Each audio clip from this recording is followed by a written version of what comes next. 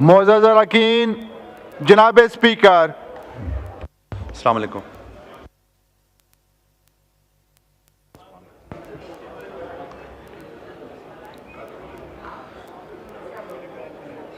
अऊज़ु बिल्लाहि मिनश शैतानिर रजीम।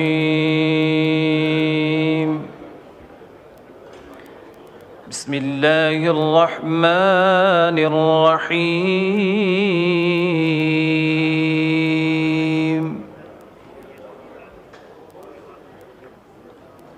या अय्युहन नासु उज़्कुरू निअमतल्लाहि अलैकुम हल मिन खालिकिन गैरुल्लाहि यर्ज़ुक़ुकुम मिनस समाई वल अर्द ला इलाहा इल्ला हुवा फअन्ना तुफ़कून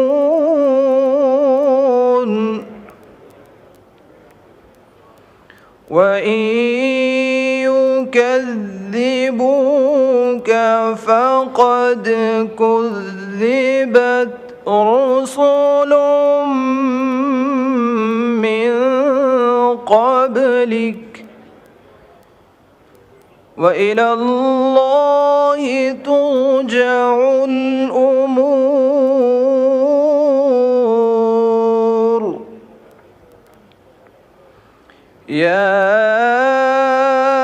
अय्युहन नासु इन्न वअदल्लाहि हक़्क़ुन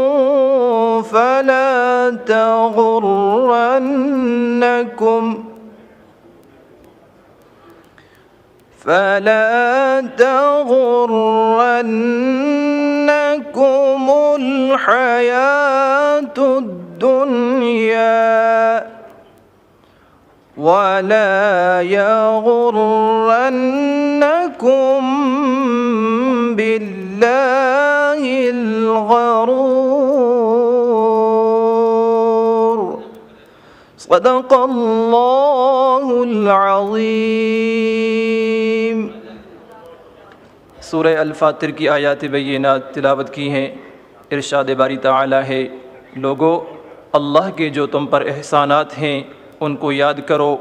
क्या अल्लाह के सिवा कोई और खालिक और राज़िक है जो तुमको आसमान और ज़मीन से रिज़्क़ दे? उसके सिवा कोई माबूद नहीं, बस तुम कहाँ बहके फिरते हो। और ए पैगम्बर सल्लल्लाहु अलैहि वसल्लम, अगर ये लोग तुमको झुटलाएं तो तुमसे पहले भी पैगम्बर झुटलाए गए हैं और सब काम अल्लाह ही की तरफ लौटाए जाएंगे। लोगो अल्लाह का वादा सच्चा है, तो तुमको दुनिया की ज़िंदगी धोखे में न डाल दे और न शैतान फ़रेब देने वाला तुम्हें फ़रेब दे। वमा अलैना इल्लल बलागुल मुबीन। हदीस नबवी सल्लल्लाहु अलैहि वसल्लम अन जाबिर रज़ियल्लाहु अन्हु अन्न नबिय्य सल्लल्लाहु अलैहि वसल्लम क़ाल इन्नल्लाह बअसनी लितमामि मकारिमिल अख़लाक़ि व कमालि महासिनिल अफ़आल औ कमा क़ाल अलैहिस्सलातु वस्सलाम। हज़रत जाबिर रज़ियल्लाहु अन्हु से रिवायत है कि नबी करीम ख़ातमुन नबिय्यीन सल्लल्लाहु अलैहि वसल्लम ने फ़रमाया, अल्लाह ताला ने मुझको मकारिम अख़लाक़ और महासिन अख़लाक़ तमाम करने के लिए मबऊस फ़रमाया है। व आखिरु दाअवाना अनिल हम्दुलिल्लाहि रब्बिल आलमीन।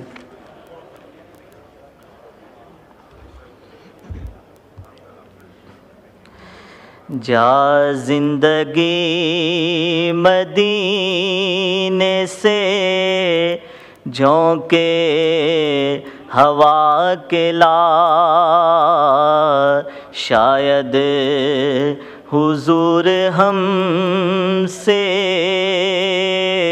खफा है मना के ला।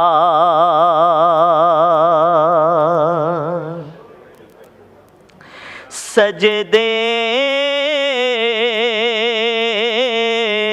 में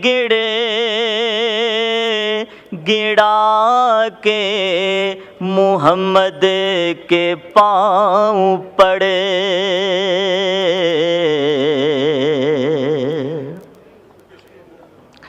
सजदे में गिड़ा के मुहम्मद के पाँव पड़े। जा और जल्द रहमते हक को मना के ला।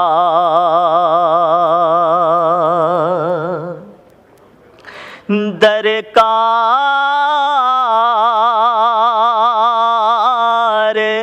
है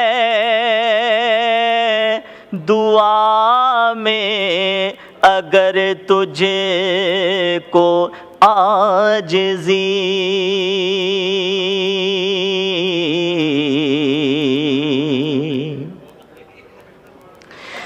दरकार है दुआ में अगर तुझे को आजिज़ी।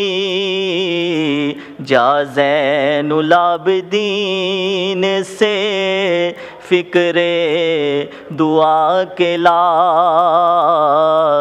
शायद हुजूर हमसे खफा है मना के ला।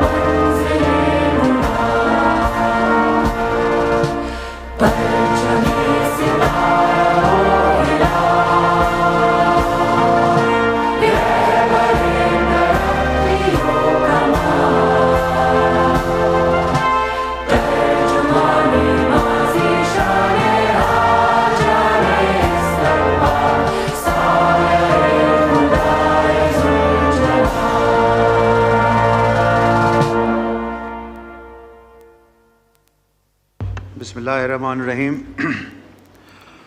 Now I request Makhdoom Tahir Rasheeduddin, member-elect, to rise in his seat and take oath.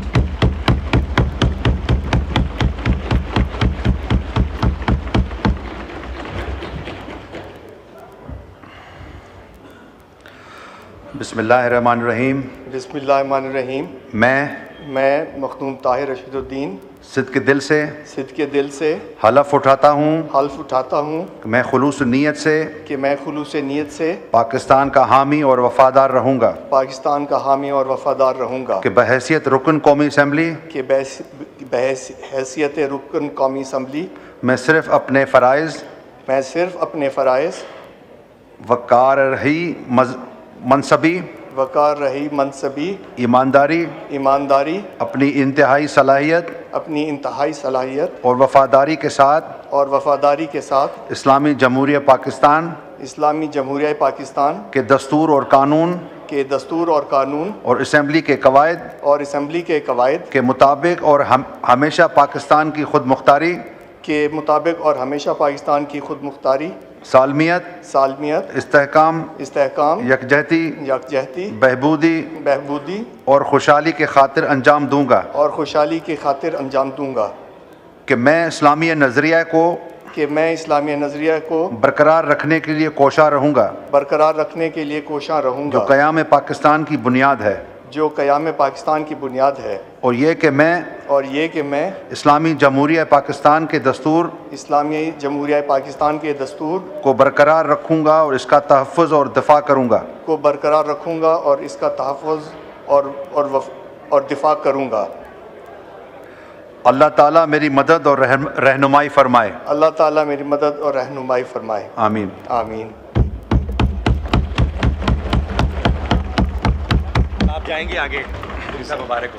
Thank you. Now, the honourable member is invited to come and sign the roll of members placed on my left side.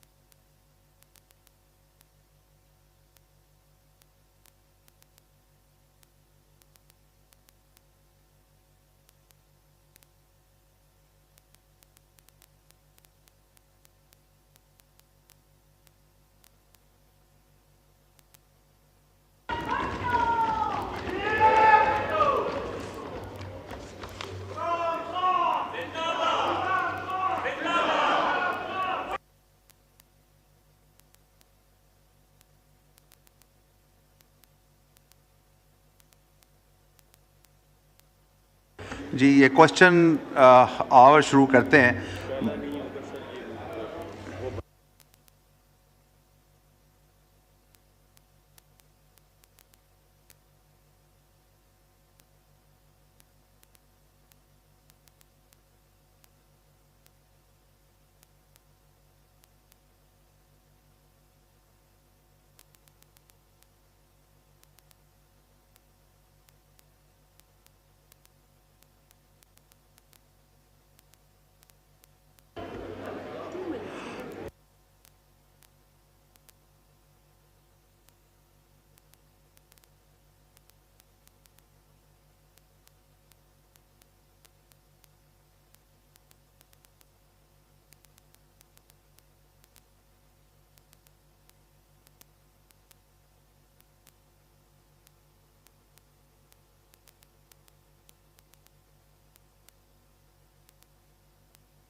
या जी, honourable Bilawal Bhutto Zardari साहब, आप बोलना चाह रहे हैं? जी sir, इजाज़त। जी, एक minute. बिस्मिल्लाहिर्रहमानिर्रहीम। जनाब स्पीकर, आपका शुक्रिया। मैं मखतूम ताहिर राशिदीन साहब को इस हाउस का मेंबर बनने पे मुबारकबाद देना चाहूँगा और मैं पंजाब के अवाम, रहीम यार ख़ान के अवाम का शुक्रगुज़ार हूँ कि उन्होंने पाकिस्तान पीपल्स पार्टी का उम्मीदवार को कामयाब करवा के भारी अक्सरियत से कामयाब करवा के नफरत, तकसीम और गालम गलोच की सियासत को शिकस्त दिलवाया है। जनाब मैं पाकिस्तान पीपल्स पार्टी का जनूबी पंजाब का तंजीम को नेशनल असेंबली का फ्लोर पे खड़ा होके मुबारकबाद देना चाहूँगा। जनाब स्पीकर, ये मेरे वो सिपाही हैं जो जो भी हालात हो चाहे वो मुल्तान का बाय इलेक्शन हो या रहीम यार खान की बाय इलेक्शन हो, वो डरते नहीं हैं, वो झुकते नहीं हैं, वो हर फितना का मुकाबला करके, झूठ, प्रोपेगेंडा और गालम गलोच का सियासत का मुकाबला करके अवाम की ताकत से, वोट की ताकत से मुंतखब होकर यहां पहुंचे। जनाब स्पीकर,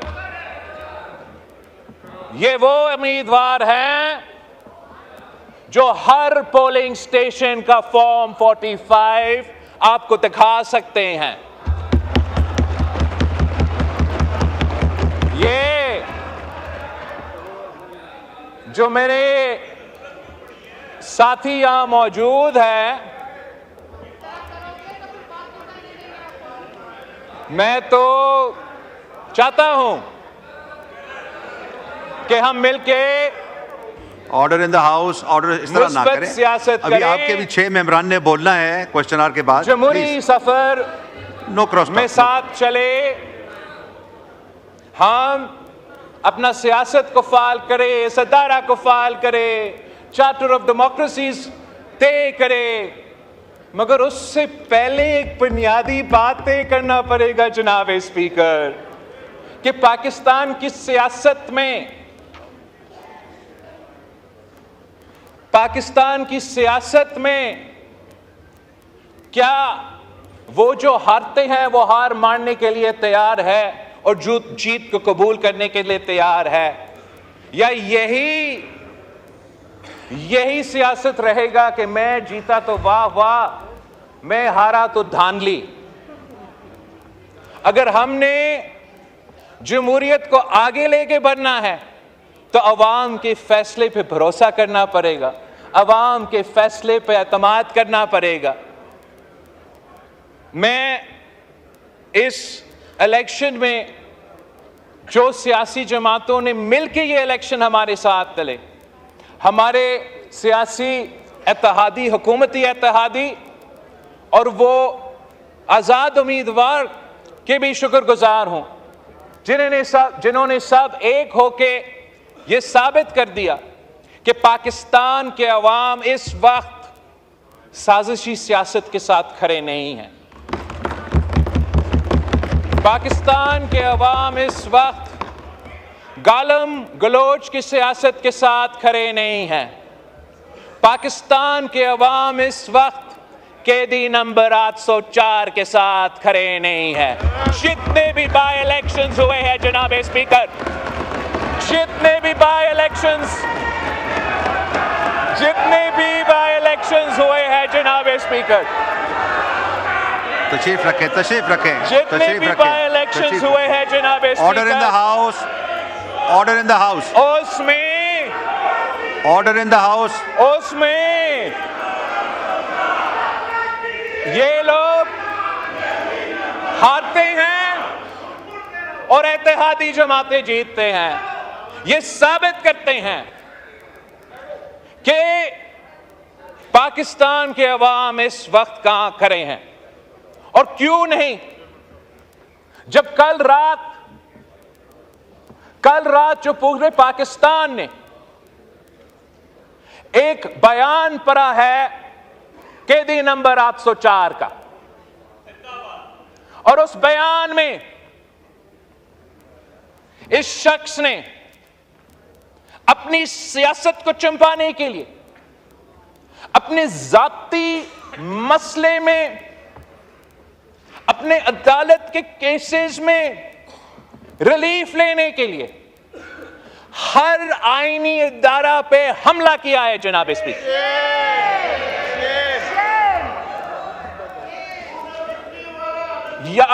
मैं तजवीज कर देता हूं तरीके इंसाफ को कि इसको आप तहकीकात करें कि क्या ये वाकई खान साहब का स्टेटमेंट था या नहीं। इसलिए कल तक हम तो एक बहुत मुस्बत डायरेक्शन में चल रहे थे जनाब स्पीकर।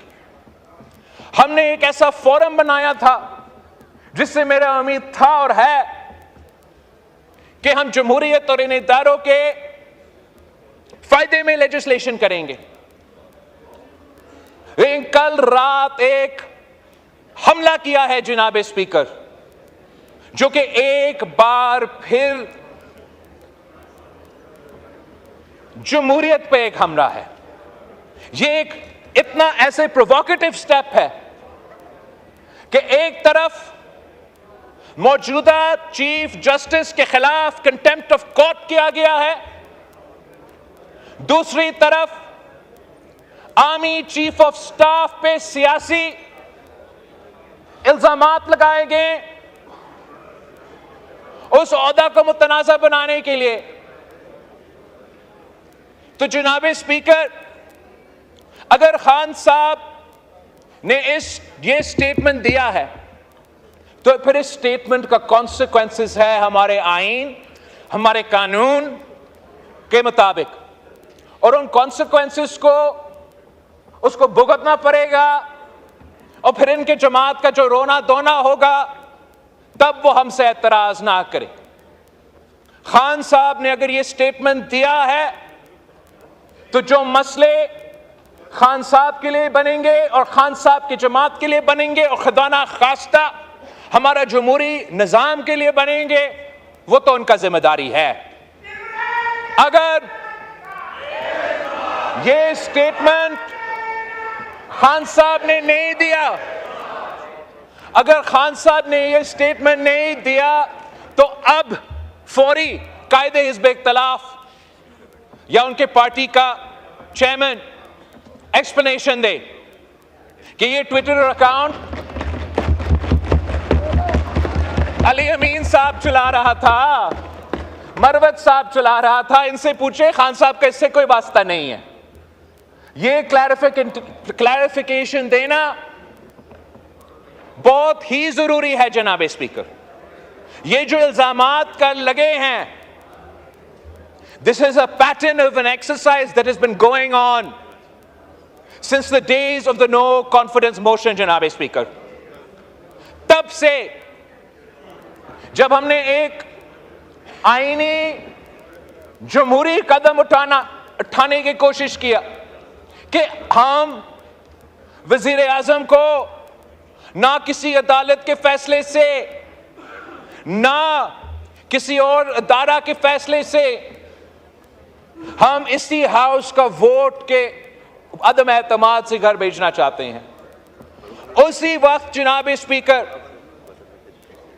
कुछ इंडिविजुअल्स जो हमारे एस्टैब्लिशमेंट के इदारे में मौजूद थे और कुछ इंडिविजुअल्स जो इस सियासी जमात से ताल्लुक रखते हैं, उन्होंने मिलकर एक साजिश शुरू किया और वो साजिश एक ऑनगोइंग कू अटेम्प्ट था जनाब स्पीकर। उस कू अटेम्प्ट का पहला हमला हमारे अदम एतमाद को आर्टिकल 5 की बुनियाद पे रद्द करना, कॉन्स्टिट्यूशन का तोड़ना। उस कू अटेम्प्ट का दूसरा हमला जबरदस्ती किसी न किसी तरीके से आर्मी चीफ के अपॉइंटमेंट से पहले इलेक्शंस करवा दो। उस ऑनगोइंग कू का तीसरा हमला कि किसी न किसी तरीके से इस अपॉइंटमेंट का प्रोसेस का मुतनाजा करवा दे। एक कोऑर्डिनेटेड एफर्ट के मुताबिक जनाब स्पीकर मीडिया एंकर्स को लॉन्च किए गए, सियासतदान को लॉन्च किए गए और अपना ही आर्मी चीफ के खिलाफ एक साजिश जारी था कि जो भी हो, ये शख्स जिसके बारे में कहा जाता है कि जब वो इंटेलिजेंस चीफ था उसने खान साहब का करप्शन पकड़ा था, जब वो इंटेलिजेंस चीफ था उसने वो करप्शन के सबूत खान साहब के सामने रखा कि आप एहतसाब की बात करते हो, आप इंसाफ की बात करते हो, आप इस पे एक्शन ले, इसके बजाय कि उस करप्शन पे एक्शन लिया जाए उसने वो इंटेलिजेंस चीफ को हटा दिया जनाब स्पीकर। फिर उसने मिलके उसी इदारे के अहम शख्सियात के साथ मिलके यह साजिश करने की कोशिश की कि इस आईनी प्रोसेस को सैबोटाज करे। और यह साजिश वहां रुकता नहीं है जनाब स्पीकर। मैं उससे टाइम से पहले बात नहीं करना चाहूंगा। मैं हुकूमत का वजीर नहीं हूं, मुझे डिटेल शायद नहीं पता होगा, लेकिन जिस तरीके से इस वक्त तहकीकात चल रहा है, ये जो इनका फॉर्म 45, फॉर्म 47 का प्रोपेगेंडा है जनाब स्पीकर, इस पे भी एक बहुत बड़ा कहानी सामने आने वाला है। कुछ वो साजिश जिसने पहले अदम एतमाद को रोकना था, फिर चीफ का अपॉइंटमेंट को रोकना था, उस साजिश ने इस इलेक्शंस को भी डिस्टर्ब करने थे जनाब स्पीकर। और जब वो सबूत सामने आएगा तो ना ये अपने मुंह अवाम में दिखा सकेंगे, ना कोई और अपने मुंह अवाम में दिखा सकेंगे। उनको आईन और कानून के मुताबिक जवाब देना पड़ेगा। मैं एक बार फिर इस बात पे जोर देता कि जब भी जमहूरी जमातें जमहूरियत की तरफ एक कदम आगे बढ़ते हैं तो सोचना चाहिए कि ऐसे एक्सट्रीम पॉइंट, एक्सट्रीम बयान, एक्सट्रीम मौकिफ क्यों और कैसे लिया जाता है। यह सवाल हुकूमत और इत्तेहादी जमातों को अपने आप से भी पूछना चाहिए। मगर मैं पीटीआई से दरख्वास्त करता हूं कि आप इस बात पे आपका अपना पार्टी में ये तहकीकात करें, आप पता करें कि जब भी हम कोई पॉलिटिकल स्टेबिलिटी की तरफ जा रहे होते हैं, ये कौन साहब है जो आपके रैंक्स में है, जो खान साहब से ऐसे कोई बयान दिलवा देते हैं या ऐसे कोई कदम उठाते हैं जिसकी वजह से आपके मिसाइल में इजाफा होते हैं और पाकिस्तान के मिसाइल में इजाफा होते हैं। थैंक यू जनाब स्पीकर। जी क्वेश्चन आवर हमने सस्पेंड किया है और जी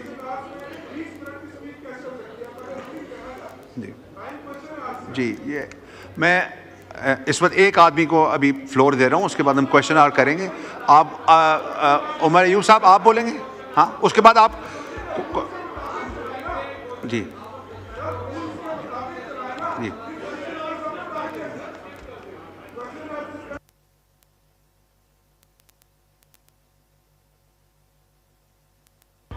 ठीक है, ओके। क्वेश्चन आर सस्पेंडेड जी।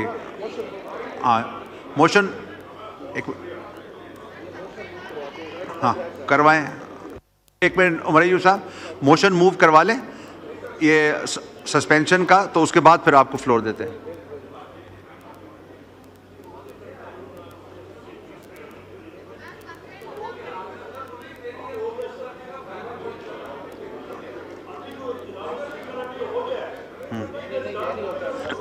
नहीं, वो मूव तो करना होगा ना जी, मूव करना होगा। अली मोहम्मद साहब आप मूव करें।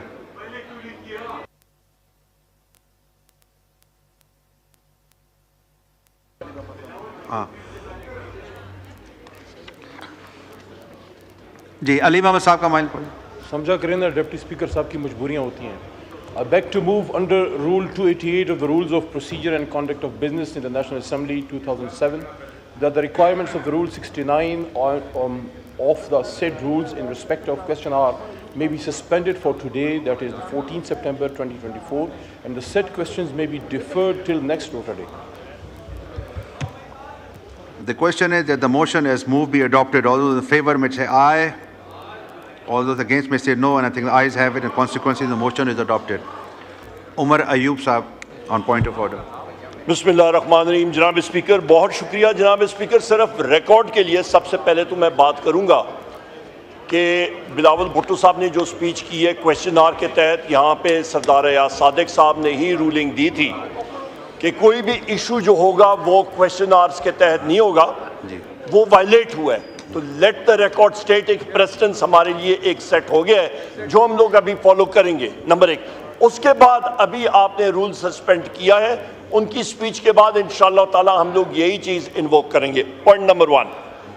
पॉइंट नंबर 2, जनाब स्पीकर, बड़ी अहम बात की है, मुझे मालूम है वो करने, ठीक है जनाब स्पीकर, यहाँ पे जिस वक्त बिलावल भुट्टो साहब बात कर रहे थे तो पश्तो की एक कहावत है जिसको हम लोग कहते हैं उब्बो खड़ावल। उब्बा खड़ावल का मतलब ये होता है जनाब के पानी को गदला करना। वो गदला करना वजह क्या है? जब वो बात कर रहे थे जनाब स्पीकर, उनका जो टोन और टेनर और तरीक़ाकार, मुझे माशाल्लाह झलक आ रही थी कि जिस तरह उन्होंने पूरे 2 दिन प्रैक्टिस की है DGISPR साहब के दफ्तर में। जो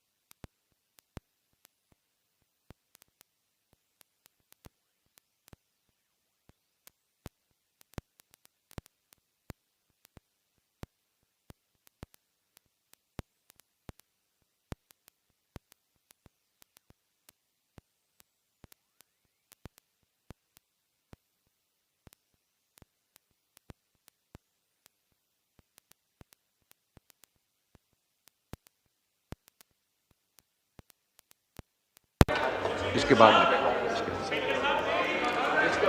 जी ख्वाजा आसिफ साहब का माइक खोलें।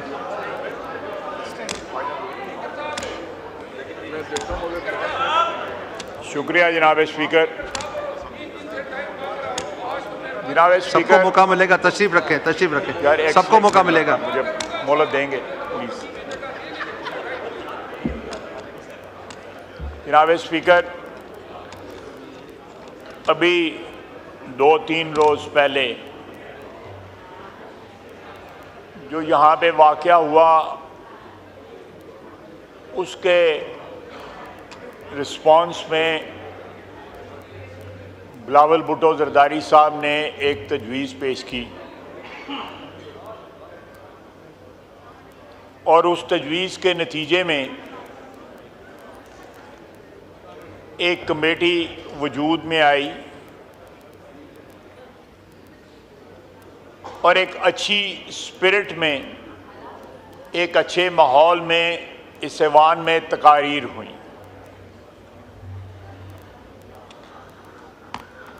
उस कमेटी के पहले इजलास में मैंने भी शिरकत की।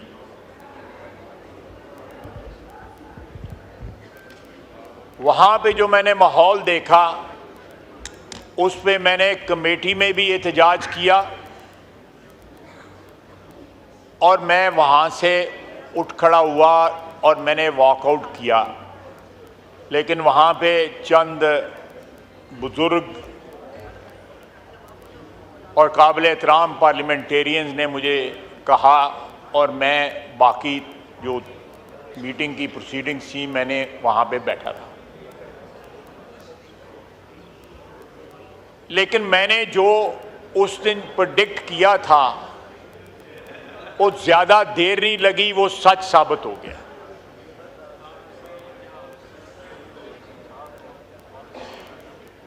ये जो आज ट्वीट आया है ये उस तमाम माहौल को विशिएट करता है जो माहौल जनाब स्पीकर, जनाब डिप्टी स्पीकर आपने और स्पीकर साहब ने जो है उस माहौल को डेवलप करने की कोशिश की और उसमें सब ने हिस्सा डाला।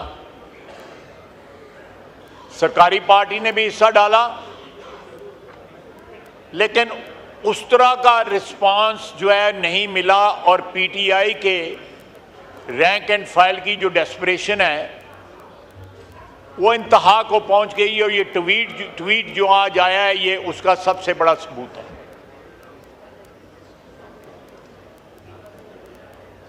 जनाब वाला, बार बार सीएम केपी का नाम लिया जा रहा है। मैं फिर अपने इस साइड के कुलीग्स के साथ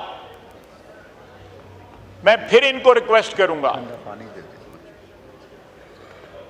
कि वो वहां जबरदस्ती नहीं गए हुए थे, वो 7-8 घंटे अपनी मर्जी से रहे हैं और मर्जी से उठ के आए हैं। बानी पीटीआई उनको अपने हाथ में रखना चाहते हैं क्योंकि उनको पता है कि उनके राब्ते हैं, बवक्ते ज़रूरत वो उन राब्तों को इस्तेमाल करना चाहते हैं। लेकिन साथ इस जो मैसेज उन्होंने ट्वीट के ज़रिए दिया है, ट्विटर पे दिया है, उसको भी जो है वो कायम रखना चाहते हैं। जनाब डिप्टी स्पीकर, ये एक दोगली पॉलिसी है, वो जो क्रेडिबिलिटी पहले तो उनकी कथित तौर पे नहीं है। अगर पिछले 2-3 रोज में कोई क्रेडिबिलिटी यहां पे बिल्टअप हुई है, एक माहौल पैदा हुआ है, वो सारे के सारे उस माहौल की इमारत जो है वो मिसमार होकर जमीन पे गिर पड़ी है। जनाब वाला, लीडर ऑफ अपोजिशन तकरीर कर रहे थे तो मुझे खुशगवार हैरत होती थी। जब नवाज शरीफ के साथ थे तब भी यही तकरीर करते थे, मुशर्रफ के साथ थे तब भी इतनी जोश के साथ तकरीर करते थे, किसी और पार्टी के साथ थे। मुझे ये आर्ट जो है मुझे भी कुछ सिखा दे कि मैं हर पार्टी के साथ मिल जाऊं और इसी तरह तकरीर करूं।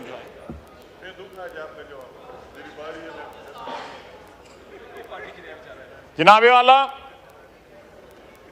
ये कमेटी जो है, मैं दुख के साथ कह रहा हूं,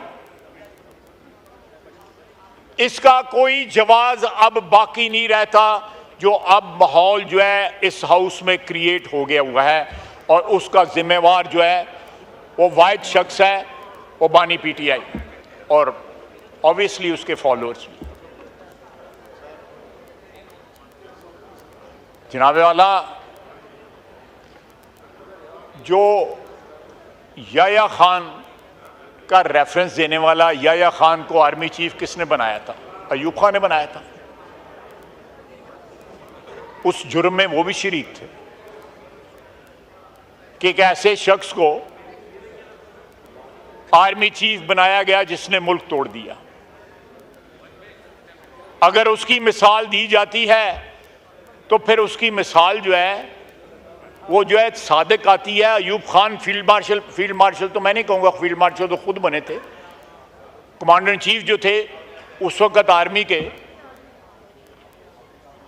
उन पे भी सादिक आती है।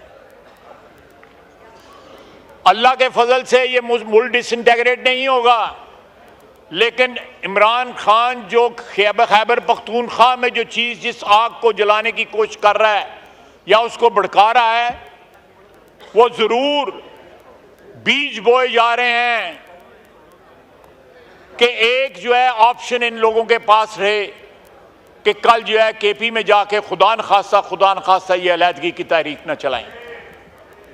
और सारी जबान जो है उस दिन जलसे में जो बोली गई वो सारी की सारी एक अलहदगी पसंदों की जबान थी। अगर आप तारीख के झरोकों में जरा झांकें तो जिन लोगों ने भी इस मुल्क के हिस्से बखरे करने की बात की वो भी इतनी तल्ख जबान नहीं इस्तेमाल करते थे। आपने एक साथ वाले सूबे पंजाब के ऊपर, जिसमें अल्लाह के फजल से सारी कौमियतें बसती हैं, पंजाब ने अल्लाह के फजल से सारी कौमियतों को वेलकम किया है। यहां पे अल्लाह के फजल से कोई गैर महफूज नहीं है।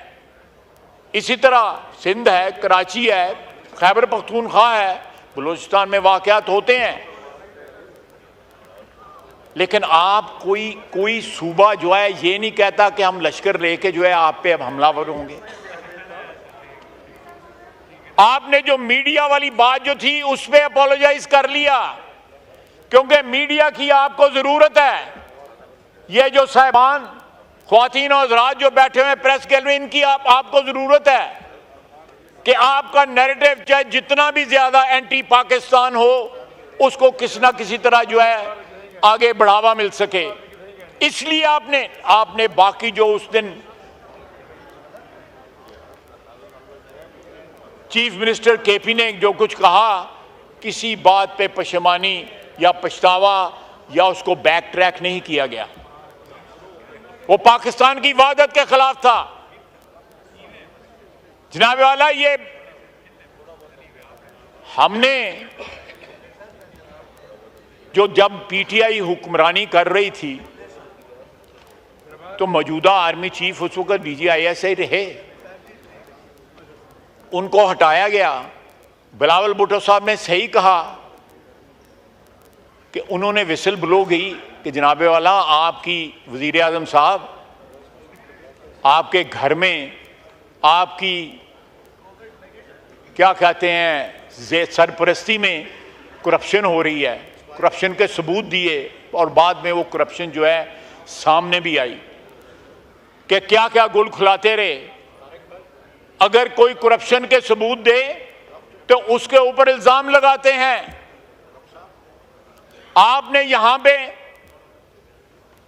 हम राइट ये रिजर्व करते हैं कि उस रात को, जिस रात इन्होंने असेंबली जो है डिसॉल्व की, उसके खिलाफ सुप्रीम कोर्ट का फैसला आया, हम ये राइट रिजर्व करते हैं कि हम उसके ऊपर जो है जुडिशरी को के सामने जाएं, ये मामला वहां पे एजिटेट करें कि उस दिन आइन तोड़ा गया था, आर्टिकल 6 की जो है खिलाफ वर्जी हुई थी। इससे बड़ा कोई सबूत नहीं है कि आइन तोड़ा गया और हमारे आइन तोड़ने की जो बुनियाद थी, जो हमारा जो एजिटेट जो हमने किया, सुप्रीम कोर्ट ने उसके ऊपर मोहर जब्त की। ये जो 2 दिन का जो है ट्रूस जो था वो हवा में तहलील हो गया है, इन लोगों की ना आंख बतंगेशी की नजर हो गया है।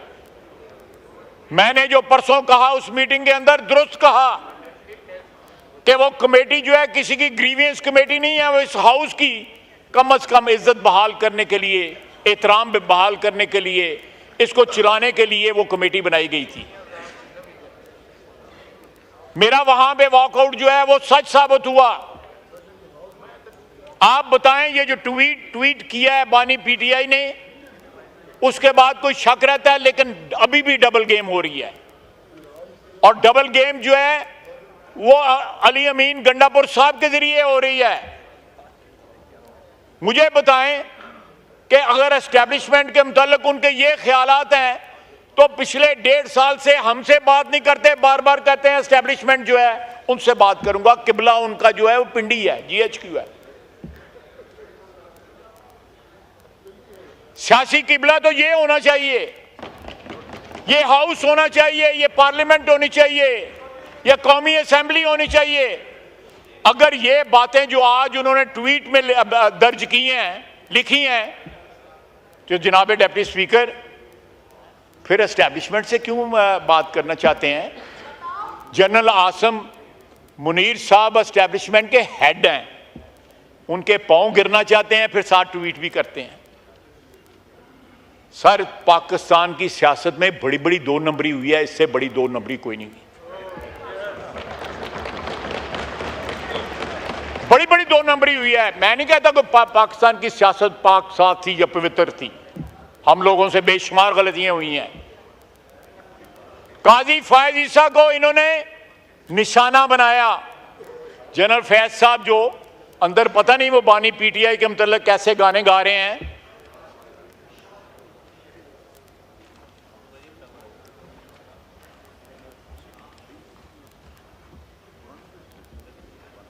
हो सकता है कि वो गाना गा रहे हो कि आजा बालम तेरा इंतजार है, तो इस किस्म का वो गाना अंदर वो गा रहे हैं। तो वो क्या कह रहे हैं? उन्हीं के जरिए जो है धरना दिलवाया गया, उसके बाद फैसला आया एक शख्स को जो है, और उसके बाद अपोलोजाइज किया गया, उनसे माफी मांगी गई। उस वक्त के प्रेसिडेंट ऑफ पाकिस्तान जो है ऑन रिकॉर्ड है, उन्होंने फैज ईसा से माफी मांगी कि उनसे ज्यादती हुई है। ये रेफरेंस फाइल नहीं होना चाहिए था, ये रिकॉर्ड की बातें हैं। ये ज्यादा कोई 100 साल पुरानी बात नहीं है, ये 3 साल पुरानी बात है। जनाब डिप्टी स्पीकर, वो कुछ इज्जत आबरू होती है सियासतदानों की या सियासी वर्करों की, अगर वो अपनी बात से मुकरते भी हैं तो कुछ देर लगाते हैं। ये तो 24 घंटे नहीं खड़े रहते अपनी बात के ऊपर, हर बात पे यू टर्न। बिल्कुल सही कह रही है मेरी बहन। जनाब स्पीकर, 7 गालियां और 7 मुज़ाकरात सिर्फ उनसे। आप देखिएगा ये ज्यादा दिन नहीं लगेंगे, ये 2-3-4 दिन की बात है, फिर वही गाना गाएंगे जो गा रहे हैं पिछले 1.5 साल से कि एस्टैब्लिशमेंट के साथ मुज़ाकरात करने।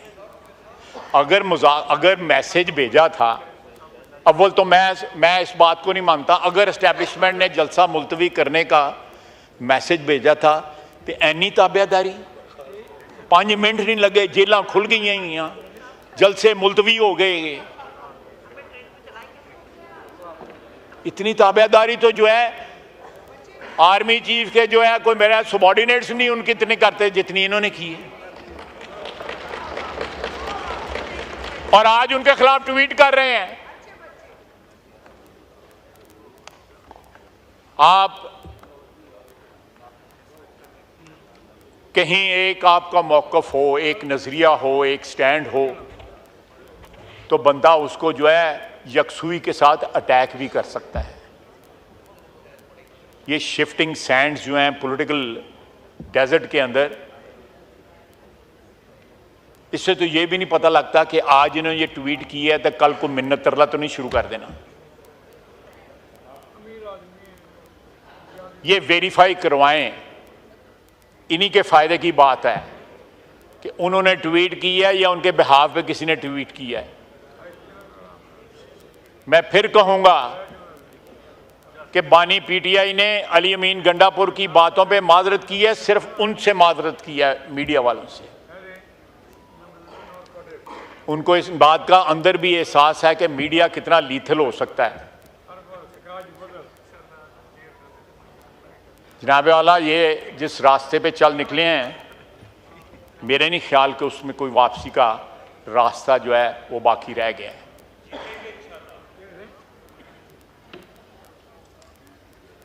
ख्वाहिशों पे तो कोई पाबंदी नहीं है, जो मर्जी के। ख्वाहिशों पे तो कोई पाबंदी नहीं है।